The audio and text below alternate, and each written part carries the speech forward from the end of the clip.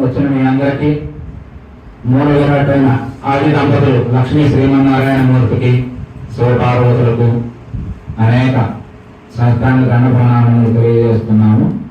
అట్లాగే మరి యొక్క కార్యక్రమాన్ని 2 నెలలుగా ఎంతో శ్రమకి ఖర్చుకి వచ్చి మరి కార్యక్రమాన్ని ఇంత టౌన్లో నిర్వర్తించడం అనేది వాళ్ళు పల్లెటూరులో పుట్టి పెరిగిన వాళ్ళు కాబట్టి వాళ్ళకి పెద్దగా శ్రమ ఖర్చు అనిపించలేదు. కానీ వాస్తవానికి టౌన్లో చేసేవాళ్ళు కష్టమే ఖర్చు. పైగా ఒంటరిగా నిర్వర్తించేది ఏదో మరి ఎట్లా వస్తున్నాయి ఎడబోతున్నాయన్న శ్రీమన్నారాయణ గురికి కాబట్టి అట్లా మరి ఇట్లా పెద్దలకి అమ్మకి వీళ్ళందరూ కూడా హృదయపూర్వక ధన్యవాదాలు తెలియజేస్తూ మనకి ఈ రోజు కూడా భాగవతం కావను. భాగవతం అనేది మనకి రామాయణం భారతం అనుష్ఠాన గ్రంథాలు 2 అంటే చరిత్రలు అంటే జరిగిన ఇప్పటికీ మనకి మన మధ్య టీవీలో సోళ్ళలో చూస్తుంటే రామునికి సంబంధించినటువంటి రామాయణానికి సంబంధించినటువంటి గుర్తులు భారతానికి సంబంధించిన గుర్తులు అక్కడక్కడ మనం బయటపడతాం. కాబట్టి అంటే అనుష్ఠాన గ్రంథాలు 2 కూడా.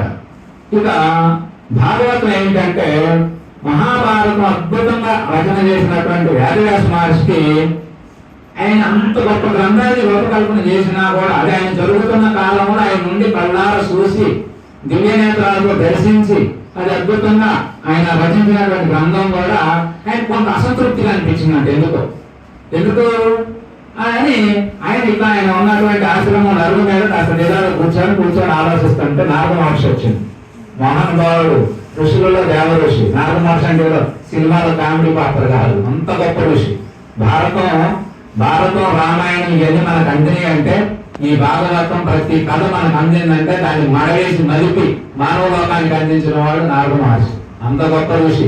నేను భారతం చదివి ఎన్నిసార్లు మనసులో నమస్కరించుకున్న నారద మహర్షి. చిన్నపిల్లప్పుడు తెలిసి సినిమాలో లెక్కపుల సాంగ్ కామెడీ సాంగ్ అనుకునేవాడు. ఎంత ఋషి అనిపించింది. అట్లా వస్తే ఏమిటి మహర్షి అలా ఉన్నారు, అద్భుతమైనటువంటి రచన చేశారు. భూమి ఆకాశం ఉన్ననాడు ఆ చరిత్ర అలా కొనసాగేటువంటిది అందులో ఉన్నది ప్రపంచంలో అందులో ఉన్నది పొందుపరిచారు కదా. ఎందుకు మనసు ఉంటాయి ఏదో కొద్ది కలత చెందుతున్నట్టుగా ఉన్నది అంటే ఏమోనయ్యా ఎందుకు అర్థం కావట్లేదు, బాగానే ఉందనుకున్నా కానీ మనసులో ఎక్కడో వెలికి ఏర్పడుతున్నది అని చెప్పి ఈ మహర్షి ఆ మహర్షితో చెప్పి ఆయన ఏమన్నాడంటే నువ్వు అందులో కర్మ అనుష్ఠానం జ్ఞానం భక్తి కూడా ఉన్నది, కానీ పూర్ణమైనటువంటి భక్తి లీలా మానసం అంతా కూడా అందులో తగ్గిందయ్యా. ఇప్పుడు జ్ఞానం ఏమి చేసింది అంటే కర్మ నేనే చేస్తున్నా అంటే నేనే చేయాలి, కానీ జ్ఞాన మార్గం ఏం చెప్పింది అంటే జ్ఞానం పూర్తి జ్ఞానంలో పోయిన వాడు దేవుడు దేవాలయాలు గ్రంథాలు ఇంకో పని లేదు. ఎందుకంటే తను అన్ని చేయాల్సింది అన్ని చేస్తూ ఉంటాడు. కానీ భక్తి అంటే ఏమిటంటే ఒక చిన్న మన తెర చాటుగా ఉంటే అవతల మనిషి కనపడ్డట్టుగా దాంట్లో ఒక స్వామి ఉన్నట్టుగా మనం ఉన్నట్లుగా ఆయన సృష్టించినట్టుగా మనం నడుస్తున్నట్లుగా ఆయన మనకు అభయం ఇస్తున్నట్టుగా మనం చేస్తున్నట్టుగా ఇదంతా ద్వైతంతో కూడుకొని ఉండేటువంటి భక్తి. దానివల్ల ఏమవుతుందంటే తల్లిదండ్రులు మంచి తల్లిదండ్రులు అయితే పిల్లలు ఏ బాధ్యతలు బరువు లేకుండా చక్కగా అంతా వాడి కుటుంబాన్ని చేస్తా ఉంటే పిల్లలు ఆయన ఆడతా పాడతా తిరిగొత్తుడు బైకేసుకొని పోతాడు సినిమా చదువుతాడు వాడికి ఏం బాధ్యతలు ఉండవు.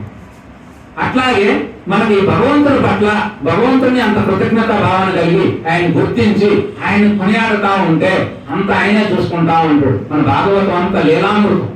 అందులో మొత్తం ఆయన ఇటు చూసిన ఆయన చేయలేనిది లేదు, చేసి అట్లా అద్భుతమైనటువంటి లీలలన్నీ చేస్తూ దేనికి అంటకుండా ఉండేటువంటి అద్భుతమైన గ్రంథం మనకి భాగవతం.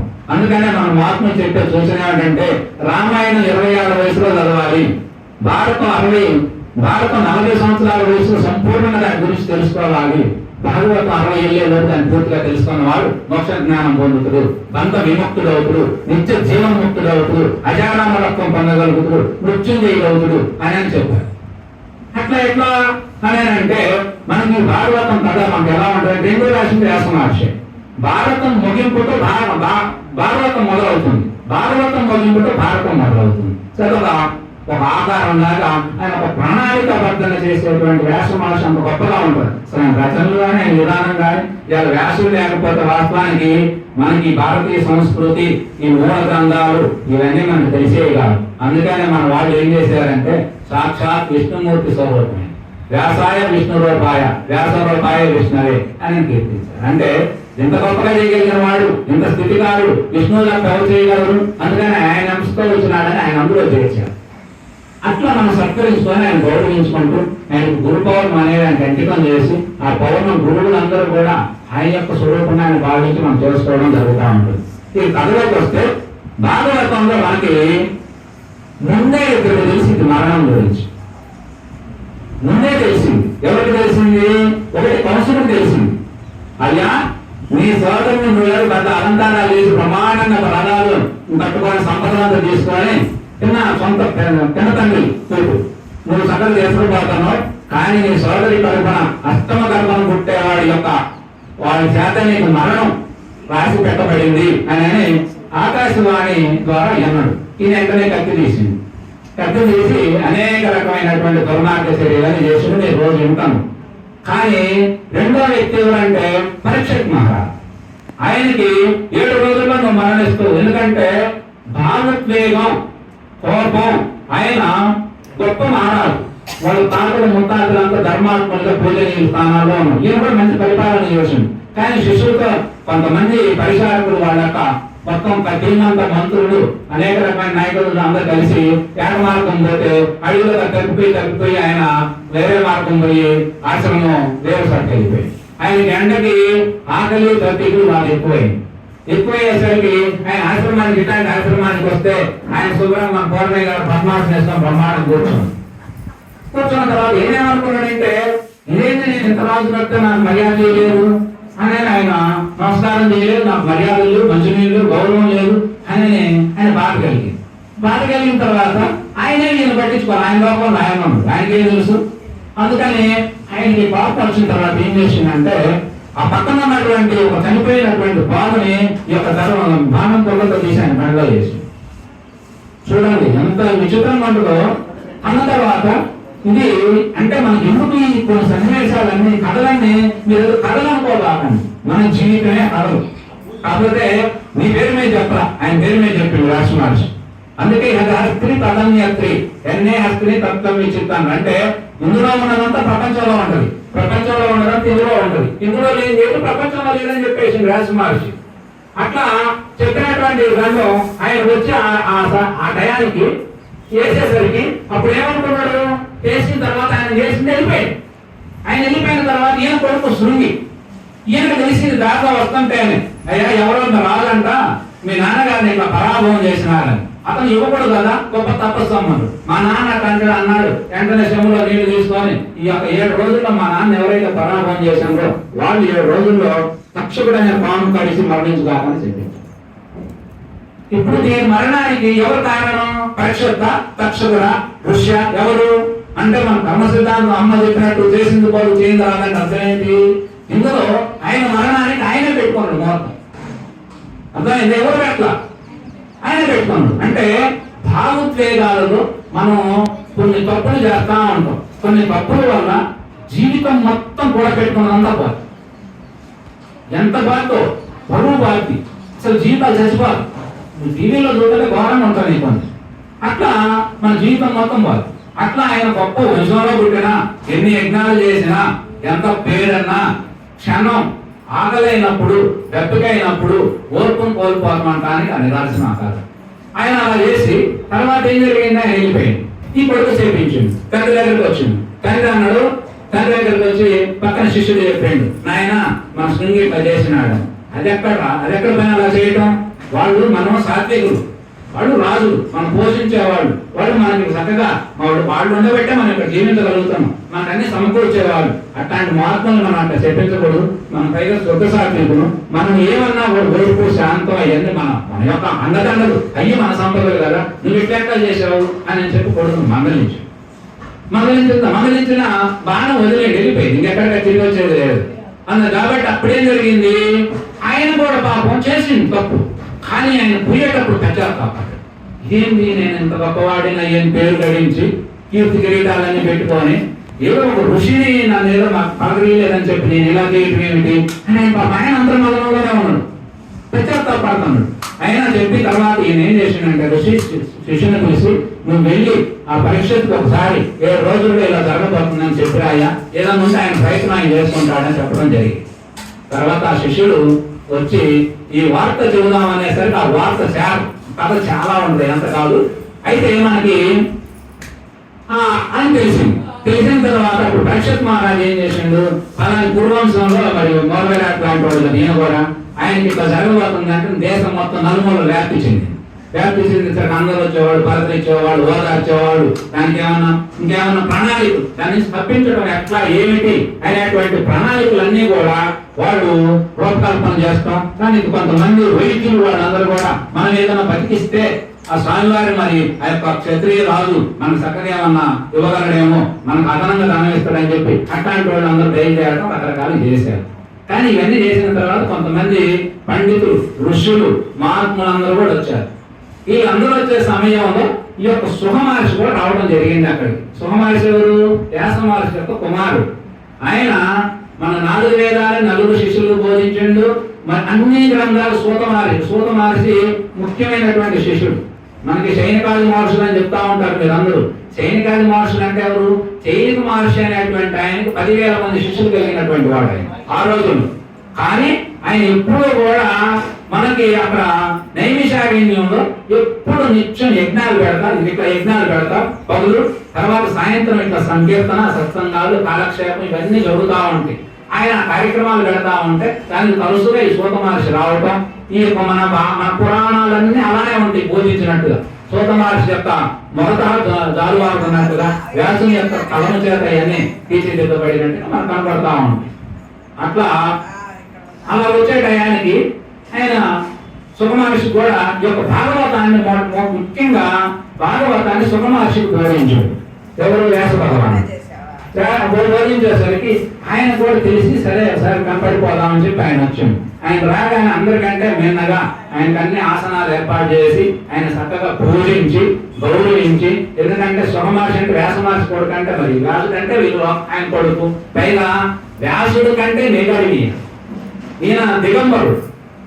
వ్యాసుడు కన్నా కాస్త మనసులో అది ఉంటుంది, కొద్దుకుంటది, కానీ ఈయనకు అది కూడా ఉండదు. పైగా ఈయన ఎక్కడికి వచ్చినా ఆవు పాలు పిసికినంత సేపు మాత్రమే ఉంటాడంట, వెళ్ళిపోతాడు ఉండడు. అది యోగి లక్షణం. అలా వెళ్ళిపోయేవాడు.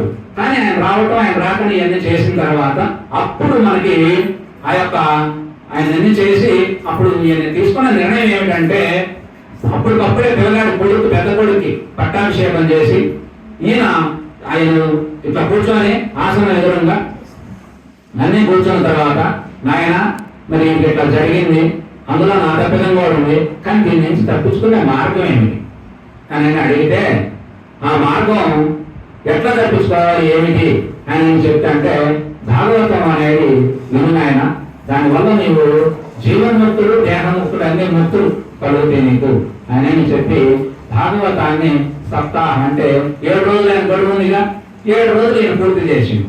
చేస్తా అంటే రేత్రి రోజులు కొన్ని 100 మంది 1000 మంది కూర్చున్నారు. కానీ ఈయన ముందు ఆసనంలో కూర్చొని మంచినీళ్ళు ముట్టకుండా 7 రోజులు ఆయన చదువుతున్నాడు, ఈయన తింటున్నాడు. ఈయన ఏమంటాడంటే, గురువర్య నువ్వు చదువుతుంటే అసలు ఆకలి దెబ్బలు అనిపించట్లా, ఎంత తింటుంటే ఇంకా ఇలా అనిపిస్తుంది, ఇంకా చెప్పండి మా ముత్తాతల గురించి, కృష్ణ భగవానుడి గురించి ఆ కథలన్నీ ఇంకా చెప్పండి అని ఇట్లా దోషులకి 7 రోజులు పద్మాసనం వేసుకొని, ఆయన పద్మాసనం వేసుకుని కుర్చీలో కూర్చోండి, ఆయన ఒదిగి కూర్చొని 7 రోజులు కథంతా మనకి భాగవతం అనేది శ్రీకృష్ణుని యొక్క మహిమంతా అందులో ఉండదు. ఎందుకంటే భారతంలోనేమో ఎంతవరకు ఉండాలో అంతవరకే ఉంటుంది అనుష్ఠానం. ఇందులో అలా ఉండదు. 1,00,000 మందిని సంహరించుడాడంటే సంహరించుడు, అందులో అలా ఉండదు. ఎంతమందిని సంహరిస్తే అంతమందిగానే ఉండదు. ఇది అట్లా లీల అంటే స్వామి ఏమైనా చేయగలడు, అంత స్వామి కాని ఏముంది ఇందులో ఆయన భగవంతుడిగా మార్చి కీర్తించడం జరిగింది. అట్లా కీర్తించి 7 రోజులు అద్భుతమైనటువంటి అనేక రకమైనటువంటి పూర్వం కథల రూపంలో చెప్పుకుంటూ వచ్చారు. ఎందుకంటే సబ్జెక్టు సత్సంగం చేసి అర్థం కాదు, అందుకని వాళ్ళు కథల రూపంలో ఎలా అర్థం అవుతుంది మనుషులు, అసలు అర్థం కావాలంటే ఎలా అని అనేక రకమైనటువంటి చరిత్రలు, కథలు అవన్నీ కూడా ఎక్కడ మొదలైంది? భారతం ఎండైనా అశ్వత్థామ మరి ఒక ఈయన మీద ప్రయోగం చేసి పరీక్షకు మీద బ్రహ్మాస్త్రం ప్రయోగం చేసి ఆయన పారిపోవడం, అక్కడ ఆ మధ్య దగ్గర మొదలవుతుంది. అట్లా మొదలయ్యి వచ్చి ఆ కథ అంతా ఎండయి. అయితే ఇప్పుడు మనందరిలో సందేహం ఏమిటంటే, భాగవతం మరి మేము కూడా ఎన్నున్నాయా 7 రోజుల నుంచి అంటున్నాం, దగ్గర దగ్గర 60 రోజుల నుంచి కూడా ప్రమాణం కథలింటున్నాం. మరి భాగవతం అంటే ఏమిటి? మరణం వల్లరా? ఇప్పుడు మనందరికీ ఏదో ఫలితం కావాలి కదా. ఇప్పుడు భాగవతం ఏంటో వల్ల మనకు వచ్చే ఏమిటి ఫలితం? ఆయన కూడా ఎన్నో 7 రోజులు తిన్న తర్వాత ఆయన అడిగాను, లేకపోతే గంగాలో ఉంటుంది సార్, మీరు చూసుకోవచ్చు. నేను ఏమన్నాడంటే, మహర్షి ఇక నాకు మరణం జయించినట్టేనా, ఇక నేను తక్షకుడైన పాము నుంచి బయటపడ్డట్టేనా అన్నాడు.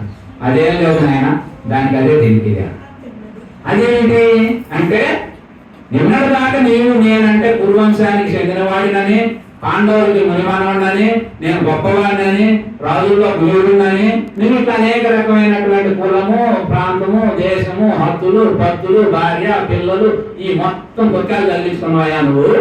భాగవతం వినటం వల్ల నీకేం సంబంధం లేదు, అంతా భగవంతుడైన శ్రీకృష్ణుడు ఆడిస్తుంటే వాడకమని తెలిసింది. అందుకు కాబట్టి నీకు దేహ భ్రాంతి, భ్రమ భ్రాంతి కుదిరింది. భ్రమ అంటే నీ మానసిక ఊహం, భ్రాంతి అంటే అది నిజం అనుకోడు. ఈ రెండు నీకు తొలిగింది. కానీ ఇప్పుడు నీకు ఏమిటంటే, నేను శరీరం కాదు, శరీరాన్ని నడిపిస్తున్న ఆత్మని నీకు అనుభూతి కలిగింది. ఇప్పుడు నీకు బాగు కలిసిన లేదా నీ పక్కన ఉన్న బయటకి ఏదైనా జరిగితే పాప మా అమ్మ జరిగిందంట, అయ్యి జరిగిందంట అనుకున్నారు కదా, నీకు జరిగినప్పుడు నువ్వంతే విలువడి అనుకుంటా అని చెప్పి ఈ రకంగా అంటే ఆత్మ చైతన్యాన్ని దేవ భ్రాంతులను వేరు చేశాడు. అలా వేరు చేసిన తర్వాత తక్షకుడు వచ్చిండు. ఈయన 700 మేడ కట్టిండు. పురుగు అది పండుగ నుంచి వచ్చింది, పువ్వుల నుంచి వచ్చింది, అది విస్తరించింది, పాడు వేసింది, మేడంతా దగ్ధమైంది, ఏమైనా జరిగిపోయింది. కానీ అది ఆయన శరీరం దగ్ధం కాకముందే ఆయన జీవన్ముక్తుడైంది. ఇప్పుడు మన శాస్త్రాలు, మన గురువులు, ఉపదేశాలు అన్నీ ఏమిటంటే అందరికి అదే జరిగింది. పూర్ణానంద గారు ఎన్ని కార్యక్రమాలు పెట్టినా శరీరానికి వచ్చే భ్రాంతులు, రోగాలు, వెంటనే ఇవన్నీ ఆయనకే వస్తాయి. మనం బోధించినా మనకే వస్తాయి, ఎన్నో మీకే వస్తాయి. ఏమి అనుకుని అందరూ వస్తాయి. లోపం ఏం తేడా ఉండదమ్మా. అందరూ ఏంటంటే మాయ చేస్తాం. అంటే ఇది చేసి అదే ఇది ఏదైనా ఏమవుతుంది, ఒకసారి వస్తుంది. అందరం పుట్టడం ఎంత సత్యమో పోవడం అంతే పరమాత్మ సత్యం. అందులో ఏముంది? కాకపోతే పోయే లోపు ఇతర దేశాల వాళ్ళకి, మనకి, మన భారతీయ తత్వం మనం చెప్పేది ఏంటంటే, దేహాన్ని నీవు కాదురా నాయన భ్రాంతిలో మునుగుతా ఉన్నావు. కాళ్ళను చూసి పాము అనుకున్నట్టుగా నువ్వు భ్రమకి భ్రాంతికి లోనవుతా ఉన్నవే తప్ప కాడు నీకు ఎదుగుతున్న కాడు ఇప్పుడు చూసాను వేయడానికి వస్తుంది. అదే చీకట్లో చుట్టూ పామాన్ని బెదిరిపడతాం. అట్లాగే దేహం అనే భ్రాంతిలో భార్య అని, పిల్లలని, కొడుకుని, కోడలని, ఆస్తులని, పాస్తులని ఎవరు ఏమి తీసుకొచ్చేది, సృష్టించడం లేదు, ఎక్కడ పోయేది లేదు. అందుకే ఏమి జరిగినా నీ మంచి పనులని కృష్ణుడు ఒక ముక్కలో చెప్పేసి, అలా నీవు ఏమి చేసినా కూడా అది నీవు ఏమి కాదని తెలుసుకో. కృష్ణుడికి ఇతర ప్రవక్తలకు తేడా ఏమిటంటమ్మా, కృష్ణుడు ఈ మిగతా ప్రవక్తలు అంటే మన రాముడు, కృష్ణుడు, బుద్ధుడు, క్రీస్తులు అందరూ మంచి చెడు సృష్టిలో రెండుగా కనపడుతున్నాయి. ఒకటే ఉన్నది, కానీ రెండుగా చూసే దృష్టిని బట్టి 2 రకాల అనుభూతులు కలుగుతున్నాయి. మన నేర్పేద కారం, ఉప్పు, పులుపు 4 రకాలు పెట్టుకొని తిన్నారు కదా. ఈ సృష్టికర్త అనేది అట్లా ఆనందం కోసం తయారు చేసుకున్నాడు. కానీ అందులో 2 భాగాలు చేద్దాం. మంచి చెడు 2 ఉన్నాయి అనుకుందాం. ఈ 2 అనుభూతులు ఉన్నాయి కాబట్టి మంచిని ఎట్లా తగ్గించాలి, చెడుని ఎట్లా తగ్గించాలి, మంచిని ఎట్లా పెంచి ఆ మంచిని మీరు ప్రతినిధులుగా ఉండి ఎంత ఆనందపడాలి, నువ్వు ఆనందపడాలి, 10 మందిని ఆనంద పెట్టాలి, అదే జీవితం అని చెప్పి ఈ మహాత్ములందరూ బోధించింది. అది కృష్ణుడు ఏం చేసిందంటే వీటిని కలుపుకొని చెబుతూ వీటికి అతీతంగా, అంటే వాడు చెప్పింది ఏమిటంటే ఏదో ఒకటి కావటం, అంటే చెడుగా ఉన్నాం అనుకో మంచివాడిగా కావడం. కృష్ణుడు చెప్పింది ఏమిటంటే ఏమి కాకుండా ఉండడం. ఎంత లాజిక్ అంటే ఒక్కొక్క లాజిక్ మనకు అర్థమయ్యేది. ఉదయం పులకరించిపోతాం, ఎంత రహస్యాన్ని బయటపడిందని చెప్పి ఏమి కాకుండా ఉండటం. తిట్టను కృష్ణార్పణం, పొగిడును కృష్ణార్పణం. అందుకని మీరు ఎవరన్నా చమ్మలంటారు, నమస్కారం పెట్టారనుకో సద్గురు అర్పణ వస్తాను. అంటే ఏంటి, నాకేం సంబంధం లేదా, మా గురువు గారు, ఆ గురువు గారు, ఆ గురువు గారు ఆయన తీసుకుంటారు. అందుకనే ఇంకా మహాత్మ చెప్పేది, నీకు పలానా దివ్వాలని ఏం కోరాల్సిన పని లేదు, నీకు పలానా జరిగిద్దని చెప్పాల్సిన పని లేదు. అంతా శివార్పణ. అంటే శివయ్య ఏమిస్తే బాగుంటుందో. శివుడు అంటేనే మంగళకరుడు, హరి అంటేనే అజ్ఞానందకారాన్ని తొలగించేవాడు. అందుకని హరి ఓం శివాయ నమః అనుకో. హరి హరులు ఇద్దరు వాళ్ళని మించిన దేవీ దేవత లేదు. అద్భుతమైన ఫోటోలు పెట్టాడు మన గురువు గారు. అట్లా ఎందుకు వాళ్ళంటే సాకారంలో, నిరాకారంలో 2 రకాలుగా ఉన్నటువంటి దేవత దేవదేవుడు. మనకి దేవుళ్ళు వేరు, దేవదేవుడు వేరు, దైవం వేరు.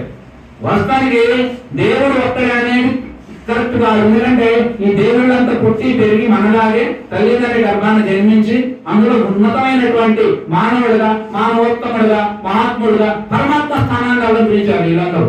కానీ దైవం ఏమిటంటే ఈ దేవుళ్ళకి, మానవులకి, రాక్షసులకి, పురుగు, పుట్ర, ఆ పేడ పురుగుతో సహా అన్నింటికి ఆధారమైంది దైవం. అందుకే మనకి భారతదేశంలో దేవుళ్ళు ఎక్కువ ఎందుకు అనుకుంటారంటే, దేవుళ్ళు అంటే మన మంచిని గుర్తు, ధర్మానికి గుర్తు, వాళ్ళంతా మనకు ఆదర్శం అంతే. అట్లా వచ్చిన వాళ్ళలో అందరికంటే మిన్నైనటువంటి పాత్రను చక్కగా ధరించినటువంటి వాడు, ధరింపజేసినటువంటి వాడు, కృష్ణుడి కంటే ఎక్కువ కష్టపడ్డవాడు భూమండలం మీద లేడు. ఆయన కంటే ఆనందంగా బ్రతికిన వాడు లేడు. ఎన్ని లక్షల మందిని సంహారం చేసింది, అయినా నాకేం సంబంధం లేదంటాడు. అది ఎక్కడ న్యాయం? మరి ఏ కోర్టు చెప్పాలి చెప్పండి మీరు? అంతమంది భార్యలు, ఆయన అస్కలిత బ్రహ్మచారి అంటే ఆయన స్త్రీనే అనుకున్నటువంటి వాడు.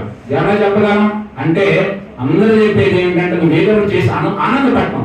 ఈయన ఏమీ కాకుండా ఉండేది ఈ చిన్న నృత్య కృష్ణుడు అద్భుతమైనటువంటి మనకి అందించినటువంటి మహాత్ములో ఉన్నతమైనటువంటి స్థానాన్ని అలంకరించినాడు. అందుకే ఆయన భగవంతుడు అను. భగవంతుడు ఎవరయ్యా అంటే విష్ణుమూర్తి అనుకో. విష్ణువుకి, శివుడిని, వీళ్ళని పెద్ద దేవుడు అంటే దేవతలందరికీ దేవుళ్ళుగా. ఇప్పుడు దేవతలు అంటే మామూలుగా ఉన్నటువంటి మన భూగోళంలో ఉన్నాడు దేవుడు. కానీ వీళ్ళందరికీ తల్లి, తండ్రి, కాలము ఇవన్నీ ఉన్నాయి, జన్మించినట్టుగా జీవించినట్టుగా చరిత్రలు. కానీ మనకి త్రిమూర్తులు కానీ, అమ్మవార్లు కానీ, వారి తల్లిదండ్రులు ఎవరు? వాళ్ళు ఎప్పుడు వచ్చారు? ఎవరికి పుట్టారు? వారు జీవించింది ఎక్కడ? ఏం లేవు. ఎందుకని? అందుకని కొంతమంది ఈ మధ్య నేను సెల్లులో చూస్తుంటే కొంతమంది క్రైస్తవులు శివుడికి తండ్రి ఎవరు అంటాడు. ఈ చెప్పేవాడికి అర్థం కాలేదనుకో ఏం చేస్తాడు? తండ్రి ఎవరు రబ్బా అనుకుంటాడు. తండ్రి కాదురా నాయన. హరిహరులు, త్రిమూర్తులు వీళ్ళంతా స్వయంభూరుడు అంటే తనంతా తానే ఉద్భవించినటువంటి వాళ్ళు. ధృతాత్మ తనపైనే తాను ఆధారపడిన వాడు, ఇతరుల మీద ఆధారపడిన వాడు కాదు. వాళ్ళు సనాతన, శాశ్వతంగా ఉన్నటువంటి వాడు. అనాథు మధ్య నిరంహ. ఈ విష్ణు సహస్రనామ, శివ సహస్రనామాల నామ అంటే మొదలు, మధ్యము, చివర అనేది లేనటువంటి వాడు. అట్లా అనేక రకాలుగా మనకి శివ సహస్రనామం, విష్ణు సహస్రనామం, లలిత సహస్రనామం ఈ బాబు ప్రమాణం. కానీ అందులో మనం చెప్పేది ఏమిటి? అందులో ఒక 200-300 నామాలే ఇంచుమించుగా తేడా ఉంటుంది. అంటే అమ్మవారి గుడ్డంతా పెట్టింది, చీరలా కట్టింది, నగలలా పెట్టింది. ఇవన్నీ ఏది? దేహపరమైనటువంటి ఆకృతుల్లో ఉన్నటువంటి. హరిహరుడు కూడా అంతే. ఈయన ఒక చంద్రుడు పెడతాడు, ఆయన సూర్యుడు పెడతాడు అనుకో. ఈయన చక్రం పడతాడు, ఆయన త్రిశూలం పడతాడు. ఈయన పద్మంలో ఉంటాడు, ఆయన ఇట్లా శంకు చక్రాలు ఇవన్నీ మారుతాయి. కానీ మిగతా 800 నామాలు చెప్పేది ఏమిటి? ఒకటే. అంటే నిరాకార నిర్గుణుడైనటువంటి స్వరూపంగా వర్ణించేది ఒకటి, సద్గుణ సాకారంలో వర్ణించేది ఒకటి. ఈ తత్వాలు క్లియర్గా అర్థమైతే ఎంత గొప్పగా ఉంటుంది ఆరాధన. అందుకనే మనకి అట్లా వచ్చినటువంటి వాడు పుట్టినటువంటి వాడు కాదు. మన దేవి భాగవతం ఈ మధ్య ఇవన్నీ మనం చూస్తా ఉంటే దుర్గాదేవి మొట్టమొదటి అమ్మ, అన్నింటికి మూల పురుషురాలు. అట్లాంటి దుర్గాదేవిని, దుర్గా అనే పేరు ఎందుకు వచ్చింది? మన దేవతలు కూడా ఇప్పుడు శివుడికి ఎవరు పెట్టారు పేరు? విష్ణువుకి ఎవరు పెట్టారు? విష్ణు అంటే విశ్వం అంతా వ్యాపించి అన్ని తానయ్యి ఉండి తాను ఏమి కాకుండా ఉన్నాడు, అన్నింటి నడిపిస్తా, అది విష్ణువు. శివ అంటే మంగళకారుడు. ఏమి చిన్న కొద్ది కోరిక కూడా నీకు కావాల్సినంత అభయం ఇచ్చి కుబేరుడు లాంటి వాడికి దానం ఇచ్చిన వాడు. అనేక కళలకు మూలం, అనేక బోధలకు దక్షిణామూర్తి స్వరూపంగా ఉన్నాడు. అలా చేసిన పనులకు వచ్చినటువంటి పేర్లే ఇవన్నీ. అట్లాగే అమ్మవారి మన ఈ మధ్య దసరాలో అమ్మవారి భాగవతం ఏం చదువుతుందని చూస్తే దుర్గా అనే పేరు అమ్మవారు. పెద్ద నామం, మనకి పెద్దలు ఆరాధిస్తాం. ఎందుకు దుర్గ ఎక్కడి నుంచి వచ్చింది? దేవతలందరికీ దుర్గముడు అనే రాక్షసుడు వాడి విపరీతమైనటువంటి బ్రహ్మచార వరాలు పొంది అనేక రకమైనటువంటి దేవతలందరినీ బాధ పెడతా ఉంటే దేవతలందరూ, ఎందుకంటే ఒకసారి ఒక వరం ఇచ్చిన తర్వాత దానికి అందరూ కట్టుబడి ఉండాల్సింది, అది నియమం. అందుకని ఎట్లా దీన్ని మరి ఎదుర్కోవాలంటే దీనికి ఎవరు ఏం చేయాలి కదా, అమ్మవారి ఆరాధన చేద్దాం. అప్పుడు అమ్మవారు లేదు. అమ్మవారు ఎక్కడ ఉంది? మూల స్వరూపంగా ఉన్నది, సృష్టికి ఆది స్వరూపంగా, చైతన్య స్వరూపంగా అమ్మ ఏమి కాని దాంట్లో ఉంది. కానీ వీళ్ళందరూ దేవతలంతా ఆరాధించేసరికి ఆ నిరాకారంలో నుంచి ఆకారాన్ని తీసుకొని వచ్చింది. ఆకారాన్ని తీసుకొని వచ్చి ఏం చేసింది? స్వయంభూగా దుర్గములు అనేటువంటి రాక్షసుని సంహరించింది. అందుకని అమ్మ పేరు దుర్గా. మన దేవతల పేర్లు ఉంటే ఉంటాయి, ఎవరు పెట్టినవి కాదు, చాలా గొప్పగా ఉంటాయి. ఏది పేర్లు అర్థాలని మనం ఎత్తితే ఇలా ఉంటాయి. విష్ణువుకి మనకు 1000 నామాలు ఎక్కడి నుంచి వచ్చినాయి? ఆయన రకరకాల పనుల్లో, రకరకాల గుణాల్లో, రకరకాల కీర్తనల్లో నుంచి ఉద్భవించినాయి. ప్రతి నామం ఒక మంత్రమై అవన్నీ మనల్ని ధరింపజేయగలరు. మనకు విశ్వాసం అనేది ఉంటే విశ్వాసం ఈ విశ్వం మొత్తాన్ని నడుపుతా ఉన్నది. అట్లా మనకి ఇవన్నీ ఏంటంటే కాలక్షేపం కోసమో కబుర్ల కోసమో చేసేవి కాదమ్మా. ఈ ప్రవచనాలు మీరు సక్రంగా అయిని ఈ ప్రవచనాన్ని వీలుగా దాని పట్ల విశ్వాసం కలిగి అందులో మనం చెప్పి 100% మనం మనసు పెట్టకపోయినా 50% అది మన జీవితంగా మార్చుకోగలిగితే ఇక మన ఆత్మలు చెప్పే మాట ఏంటంటే నువ్వే దేవుడు అవుతుంది. ఫైనల్గా వాళ్ళందరూ చెప్పి ఇతరులకు చెప్పేది ఏమిటంటే మంచివాడు అవుతాయా గొప్పవాడు అవుతాయా అని. మనకు అది కాదు, డైరెక్ట్ దేవుడు పోస్ట్. రాముడు కృష్ణుడు ఏ పోస్ట్ లో ఉన్నారో నీకు కూడా ఆ పోస్ట్ అవుతుంది అంతే. వచ్చిందే రాదంటానికి కారణం ఏమిటంటే ఇప్పుడు మనకి ఇంతమంది దేవతలు ఎక్కడి నుంచి వచ్చారు? ఇప్పుడు ఇంతమంది దేవతలు ఎక్కడి నుంచి వచ్చారంటే ఎవరైతే మంచి గురించి తెలుసుకున్నారో, మంచిగా ఆచరించండ్రో, మంచిని ప్రజలకు బోధించండ్రో, దానికోసం జీవితం అంతా పరితపించండ్రో, ఎవరైతే దైవం గురించి తెలుసుకున్నారో, దైవం గురించి విచిత్రం ఎలా ఉంటుందంటే మనం దైవం గురించి గొప్పదని చెబుతున్నాం అనుకో, నువ్వే దైవాన్ని అయ్యాన్ని దండం పెడతాం. మనం ఇప్పుడు మనందరం చూస్తాం, ఇప్పుడు మేమేమి మీలాంటి వాళ్ళమే మామూలుగా కదా. కానీ ఎందుకు మరి అందరూ అట్లా నమస్కరించడానికి కారణం అంటే నువ్వు ఎంతో కొంత మాకంటే ముందే తెలుసుకున్నట్టున్నాయా, అందుకు మేము నమస్కరిస్తున్నాము అని చెప్పి అన్నట్టుగా ఎవరైతే దైవం గురించి తెలుసుకున్న వాడిని దైవంగా మార్చి ఆయన దేవుడుగా మనకు ఫస్ట్ గురువు అనుకోండి. అసలు కృష్ణుడు దేవుడు, నేను దేవుడు అని చెప్పాల. ఆయన బోధలు అంత గొప్పగా ఉన్నాయి, ఆయన క్రియలను అంత గొప్పగా ఉన్నాయి. అందుకని ఆయన జగద్గురువుగా లోకం ఆరాధించడం మొదలు పెట్టింది. ఫస్ట్ భక్తుడిగా మొదలవుతూ, శిష్యుడిగా మొదలవుతూ, గురు స్థానాన్ని అలంకరించాం, తర్వాత దేవుడి స్థానం, ఆ తర్వాత పరమాత్మ స్థానం. ఈ స్థానాలు ఇవన్నీ నువ్వు ఎక్కడున్నావు అన్నది నువ్వు చూసుకోవాలి. ఇందులో స్వార్థం లేకుండా, స్వలాభం లేకుండా, ఎవరిని బాధ పెట్టకుండా, మనమే బాధపడకుండా, అహింస అనే పదం ఎంత గొప్పదో తెలుసా? అహింస అంటే ఇతర జీవుల్ని వధించడం, సంహరించడం, వాటిని మనం సేవించడం, ఇదంతా అహింసే. కానీ అసలైన అహింస ఏంటంటే నిన్ను నువ్వు బాధ పెట్టుకోవడం కూడా అహింసే. ఆత్మహత్య చేసుకునేవాడు ఎందుకు ఆత్మహత్యలు చేసుకుంటాడో తెలుసా?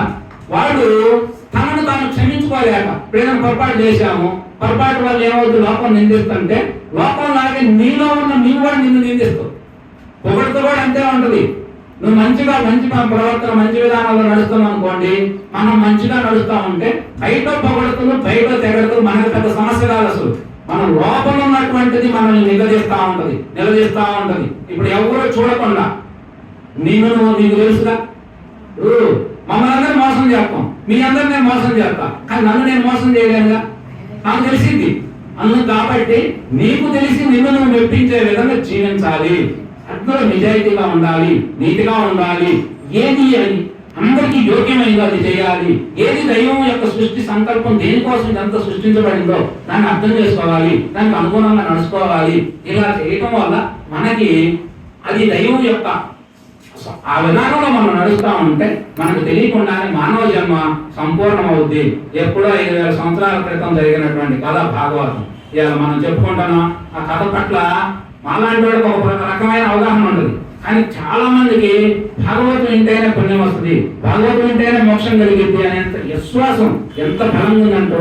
ఎందుకనుంది అంటే భాగవత కథ మన జీవితాలను ఆ విధానం అట్లా మన కథలన్నీ అంత గొప్పగా ఉంటాయమ్మా. ఇట్లాంటి ఆరాధనలు, ఆ కార్యక్రమాలు, ఇవన్నీ ఇట్లా ఈ కార్యక్రమాలన్నీ మహాత్ములు వాళ్ళు చాలా ఖర్చు అయింది, కష్టమైంది, శ్రమ అయింది అని చేస్తాం. ఎందుకు చేస్తాం అంటే ఏదో ఒక 20 మంది కార్యక్రమం జరుగుతుంది, ఒక 20 మంది వస్తారు, అందులో ఒక 10 మంది చూస్తారు, ఒక 4 మనసు పెడతారు, ఒక 2 దాని గురించి ఆలోచిస్తారు. ఒకళ్ళన్నా ఆచరిస్తే ఒక్కడు ఆచరించినా కూడా లోకం సఫలీకృతం అవుతా ఉంది అని చెప్పి ఇట్లా మనకు పూర్వకాలం నుంచి 7 లక్షల సంవత్సరాలుగా ఈ యొక్క కార్యక్రమాలు, దైవికమైనటువంటి కార్యక్రమాలు కొనసాగుతూనే ఉంటాయి. దాన్ని ఆదరించే వాళ్ళు ఉన్నారు, అనుసరించే వాళ్ళు ఉన్నారు, సాయం చేసే వాళ్ళు ఉన్నారు. ఇప్పుడు ఎవరికి వస్తాం, ఇక్కడ మనం ఇంట్లో ఎలా ఉండి ఇక్కడ రాగానే మనం అంతా సేవకులుగా మారుతాం. ఎందుకని ఇది పూర్ణయ్య గారి ఇల్లు అనుకుంటే మనం సేవ చేయాలి, మనం ఎందుకు చేస్తాం?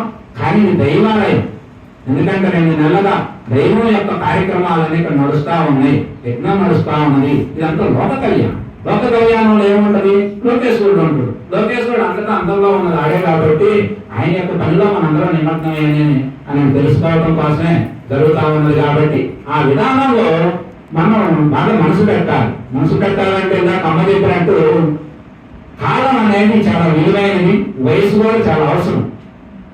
నాకు వచ్చిన అనుభవం ప్రకారం ఏంటంటే 60 దాటిన తర్వాత చాలా మనసు పనిచేయదు. అంటే ఏంటంటాం భాగవత కథలు ఏంటో ఎన్ని ఏంటో దానివల్ల ఒక లాభం కూడా ఉంది.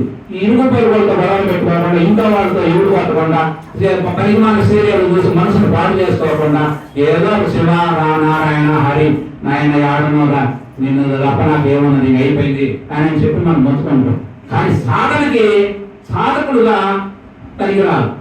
సాధకుడుగా మనసు చేయాలంటే నువ్వు అందుకనే మనకు రామాయణం 20లో ఎదురు చేయాలంటే కుటుంబ వెలుగుడు, త్యాగం, ధైర్యం అవన్నీ కూడా అవకాశం పెట్టి నాయకత్వ లక్షణాలు ఎట్లా పెంపొందించాలి ఇవన్నీ మనకు రామాయణం నేర్పుతా ఉంది. భారతం అందులో ఏటు మొత్తం సమస్తం ఉంటాయి. అవన్నీ భారతం పూర్తిగా అర్థమైంది ఒక ఆట. ఈ సృష్టి అంతా కూడా కృష్ణుడు ఒక ఆటలాగా ఆడింది. మరి ఎందుకైనా ఆయనకైనా ఆట మనం ఆట కాదా? ఆయన తల్లిదండ్రులు గర్భానే పుట్టిండు, ఆయన మన్నాగే తండ్రుడు, ఆయన చక్కగా వస్త్రాలు అలంకారాలు బ్రహ్మాండంగా ధరించిండు, చక్కటి రథం 4 గుర్రాలు బ్రహ్మాండంగా ఎప్పుడు మరి సిబ్బంది బ్రహ్మాండ సేవకులు ఉన్నారు, బాగా చేశాడు ఆయనకి. మరి ఆయన మనిషిగానే ఉన్నాడు. ఆయన తెల్లారుజామున లేచేవాడు, ఎగురుజామున మనం ఇప్పుడు ఎక్కడ లేస్తున్నాడు లేచేవాడు, స్నానం చేసేవాడు, చక్కగా గాయత్రి జపం చేసుకునేవాడు, ఆరాధన చేసుకునేవాడు. ఇవన్నీ ఆయన మరి మనం ఆయన ఏదో అనుకుంటాం, కానీ ఆయన కూడా ఇట్నే చేసి దాని గురించి సంపూర్ణంగా తెలుసుకొని, తన గురించి తాను తెలుసుకొని, ఇష్టం గురించి తెలుసుకోవాలి.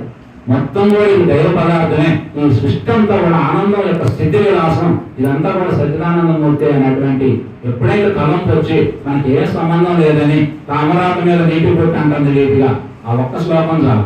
ఏమైనది కృష్ణుడు ఇది చెయ్యి ఇది చేయబాగా చెప్పిండు, ఇది వేయబ్బా కానీ అనుకోటి కలిగింది. నువ్వు తప్పు చేస్తావు అది తెలదు, ఒప్పు చేస్తావు అనుకోకూడదు. నువ్వు పుట్టించుకున్నావు అనుకుంటే తప్పేది కాదు. గొప్పవాడు అనిపించుకున్నావు అనుకుంటే ఎగ్నం దగ్గరకు శుభ్రంగా భోజనాన్ని గారు ఎగ్నం పెడతాను, మధ్యాహ్నం భోజనం పెడతాను, పైసా ఖర్చు లేకుండా చక్కగా కూర్చొని సేవలి లేదా బ్యాంక్ షాప్ ఆడ ఉండడం ఇష్టం. నువ్వు రావచ్చు, కుటుంబాన్ని ఆగం చేస్తావు, సమాజాన్ని ఆగం చేస్తావు, ఆఖరికి బొచ్చిపోయింది కూడా ఎవరికి తెలియదు. పోలీసు చచ్చిపోతే గోడవత వేసాను అన్నటువంటిది అట్లా కాదు. నీవు ఉన్నతున్నా అసలు లోకంలో ఏంటంటే మనం గౌరవించుకోవడమే, మనం తీర్చిదిద్దుకోవడమే. దేవుళ్ళందరినీ గుర్తులుగా పెట్టుకొని వాళ్ళలాగా మనం ఎలా ఉండాలి. ఇప్పుడు మనకి అర్థం, మా సృష్టి అంతా అర్థం లాంటి అర్థం చూడగానే మనం బొట్టు కాలేదనుకుంటే సరి చేసుకుంటాం, ఏదైనా బాగలేదనుకుంటే సరి చేసుకుంటాం. అంటే అర్థంలో చూసి బయట ఎదుటి వాళ్ళ మొఖాలన్నీ చూసుకొని ఎదుటి వాళ్ళందరూ ఏం చేస్తారో చూస్తే దాన్ని బట్టి మనం నడుచుకోవడమే. వివేకానంద అంటాడు, 2 గురువులేనంట, మంచివాడు చెడ్డవాడు. ఇదేంటి ఇంత విచిత్రం అంటే, చెడ్డవాడు ఏమో ముందే పోయి గోతులు పడ్డాడు. అప్పుడు ఆయనకు అర్థమైంది, ఈ గోతు మీరు బాగూడదు, ఇటు పోతే ఈ లోపం మనం ఏం చేస్తాం మీరు బాగూడదు అని ఆయన తెలిసిందంట. మంచివాడు ప్రయాణం చేస్తాను హాయిగా ఉందంట. ఓహో ఈ మార్గాన్ని నడిపించవచ్చు, అందుకని ఆయన గురువే ఈయన గురువేనా అన్నాడు. చూడండి ఎంత గొప్ప జ్ఞానం. అట్లా ఈ లోకాన్ని నువ్వు నిందించాల్సి మన ఇదంతా లోకేశ్వరుని యొక్క సిద్ధి విలాసం. లోకం అసలు ఎప్పుడు మారదు. లోకం మారటం అనేది ఉండదు, అది ఎప్పుడు ఎలా ఉండాలో అలానే ఉంటుంది. నువ్వు మారాల్సింది, నువ్వు మారుతా ఉండు. బుద్ధుడికి 36 వయసులో దుఃఖం కలిగింది. 56 వయసులో 20 సంవత్సరాలు సాధన చేసిన తర్వాత దుఃఖం పోయింది. కొన్ని లోకంలో దుఃఖం పోయిందా పోరా. ఆయన సత్యం ఏమిటి, ఈ సృష్టికి ఆధారమైనది ఏమిటి, నేనెవరిని, నాకు ఈ మానవ లోకానికి ఉన్న సంబంధం ఏమిటి, అసలు ఇవన్నీ ఏమిటి అని తెలుసుకున్నాడు. పూర్తిగా 20 సంవత్సరాలు సాధన చేసి అంటారు. తెలుసుకోవడం వల్ల ఆయనకి ఏమైందంటే దుఃఖం పోయింది. ఏం లేదు, ఇదంతా మన వ్యాప్తకి ఇవాళ వచ్చాం, ఈ నైట్ చక్కగా ఉంటాం, బ్రహ్మాండం చదువుతాం, రేపు మరి కార్యక్రమాలు అంటే చేసుకుంటాం, ఆయన ఆటోకి వెళ్ళిపోతాం ఇంటికి వాళ్ళు ఇక్కడ మనం ఉన్నాం. అలాగే మన ఇంట్లో కూడా కొన్నాళ్ళు అనుకున్న తర్వాత మళ్ళీ మనం వెళ్ళిపోతాం. ఇట్లా ఇది అనేది ఒక యాత్ర స్థలం లాగా ఉన్నది ఆయన బుద్ధుడికి అర్థమైన తర్వాత ఆయనకు మనసులో నుంచి దుఃఖం కలిగిన తర్వాత ఎవరు ఏ ప్రశ్న అడిగినా వాటికి సూటిగా సమాధానాలు చెబుతూ బుద్ధుడు అనేది ఒక పెద్ద విప్లవం సృష్టించింది భారతదేశం. అట్లా సత్యాన్ని ప్రకటిస్తూ ధర్మంగా నడుచుకుంటూ మరి దైవ దర్శనం, దైవాన్ని పేరు పెట్టలేదు కానీ సత్యం అనేది తెలుసుకోవాలనే దాని మీద ఆయన ఎక్కువ పోరాటం చేసి మంచి బోధలని మనకు అందించడం జరిగింది. అట్లాంటి బుద్ధుడు, శంకరాచార్యులు, కృష్ణ భగవానుడు వీళ్ళందరూ కూడా మరి ఎంతో ఆదర్శమవుతుంది. అట్లాంటి ఆదర్శమూర్తుల గురించి చెబుతా ఉంటే మనం ఒళ్ళు పులకరిస్తూ ఉంటుంది. ఎందుకంటే వాళ్ళలో ఉన్నాయి, మనలో ఉన్న జాగ్రత్తం కూడా కొంత ఉండదు, కానీ దానికి అతీతంగా ఆలోచించినప్పుడు వాళ్ళు ఎప్పుడు దైవాన్వేషణ, పరుల హిమం, దైవ అన్వేషణ, దైవం గురించి తెలుసుకుంటున్నాడు, పరులకు ఎప్పుడు మేలు చేస్తున్నాడు. ఇక ఈ రెండే మనకి భారతం సారాంశం అంతా ఏమిటి అనే విషయాన్ని తీసుకుంటే మన వినాయకుడు